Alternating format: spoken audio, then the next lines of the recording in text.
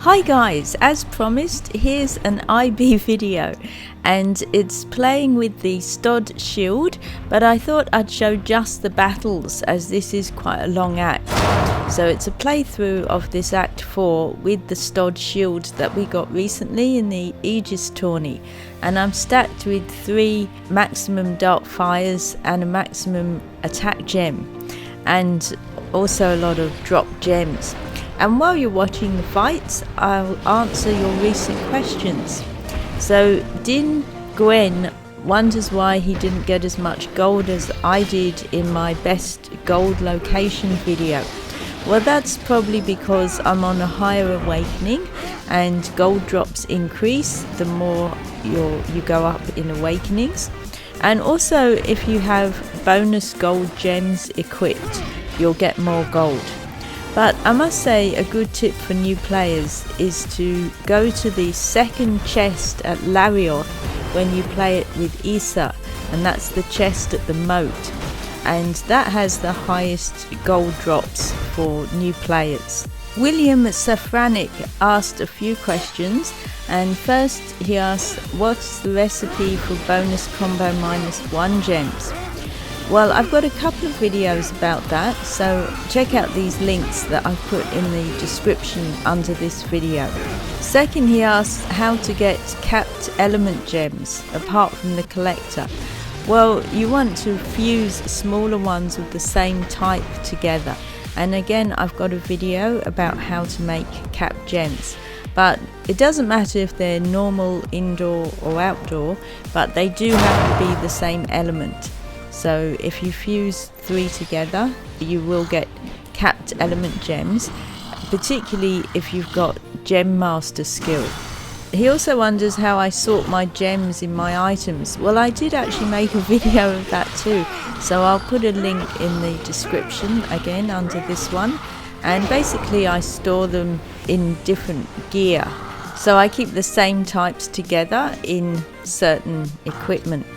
But check out that video. And he asks how to get a great parry or gem. Well, if you fuse 3 on perfect parry damage titan gems, which are maximum ones, then you will make a great parry or gem. And at higher awakenings you will get them from titan drops and chests, and also they turn up in clash mobs and tourneys as well. But check out that video I've got on how to fuse a great parry or gem. He also wonders how do the value of chests increase? Is it by beating the worker or by increasing awakening? Well, I believe it's by increasing awakening. So every time you play through an act or a quest, then you'll go to a higher awakening. When you beat the worker, you will get higher bosses. And of course that means you will have higher drops from boss fights as well. William then asks, should he make a Titan level gem as he's level 120 and he wants to use it for gold? Yes, a Titan level gem is handy at any level. I'm using one, it's nearly at maximum 62,000 and it will soon cap. So I like to equip it when I'm playing, especially normal mode. I'm not quite brave enough to equip it in deathless mode though. But yeah, it's worth it, although the Titans level will go higher, so you know they'll have more health, so it takes longer to finish them off. However, it's worth it for the better gem drops and also the extra gold. And he asks which maps are the best in the game. Well, I have got a video on top 5 maps, so check that out. But basically you'll definitely want the obscure map, and also the warriors map is handy, but check that out and all will be revealed. And he asks whether it's worth leveling up the Keldru and Tyrium when he doesn't have bonus combo -1 gems, or should he upgrade the solar trans and other weapons. Well, I suppose yes, earlier game the solar trans is definitely helpful if you've got your dark fire equipped. So I would say upgrade whichever gear you like, but mainly you want to be upgrading the gems, because regardless of your gear level, eventually it's your gems that will have the attack rather than the gear.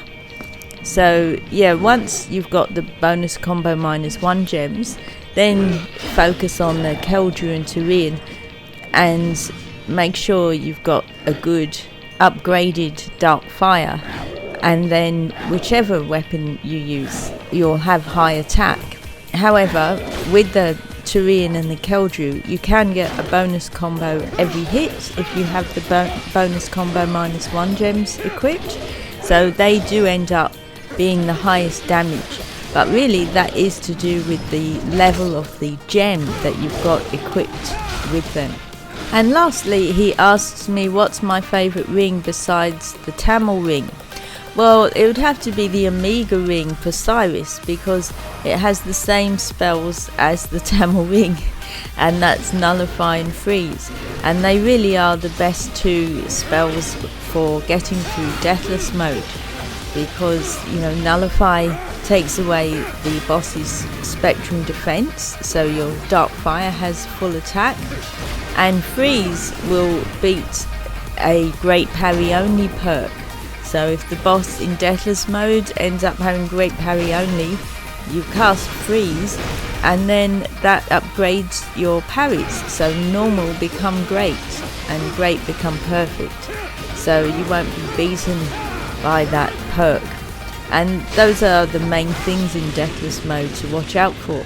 So with the Tamil ring for Issa and the Omega for Cyrus, you can pretty safely get through Deathless mode.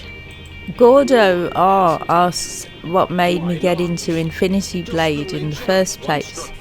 Well, I was playing another game, I think it's called Blood and Glory, which is similar to IB, and I read an article about the game and it said it was an Infinity Blade ripoff, and so that's what made me check out Infinity Blade, and I haven't looked back until recently, where I have now got into Fortnite on mobile. So there'll be more Fortnite videos coming, and I will from time to time make Infinity Blade videos as well. And I'm planning to, you know, make a tips for the tourney, the next tourney, and when I reach milestones like all maximum gems and higher level gear in Infinity Blade, I'll definitely be showing those as well. So I'm planning to make videos of both games, but my focus at the moment really is on the Fortnite, and I hope you guys can join in and get some codes if you haven't already, and get bitten by the Fortnite bug.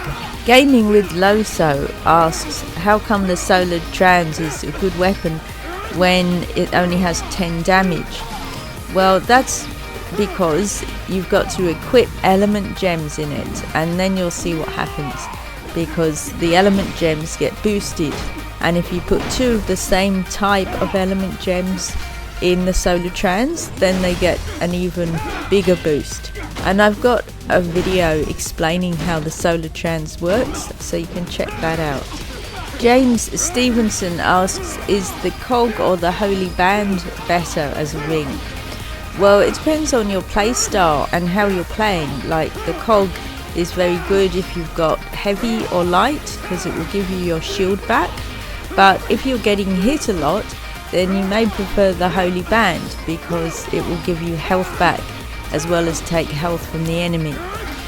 However, for attack spells, Shock is the most powerful, and then Incinerate, so Holy is the weaker of the 3 attack spells. Okay, so that's it. Melek is down, and I hope you had a lot of fun watching my battles with the Stodd. Thanks for watching tamLChannel, your favourite channel for Infinity Blade. If you enjoyed the video, please like, comment and subscribe, and check out my website and social pages. Thanks, see you next time.